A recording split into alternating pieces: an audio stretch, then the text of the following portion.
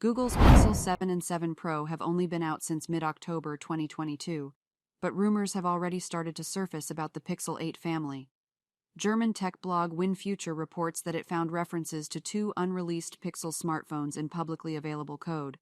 The findings indicate that these two devices are codenamed Shiba and Husky, and that they're powered by a new processor codenamed Zuma.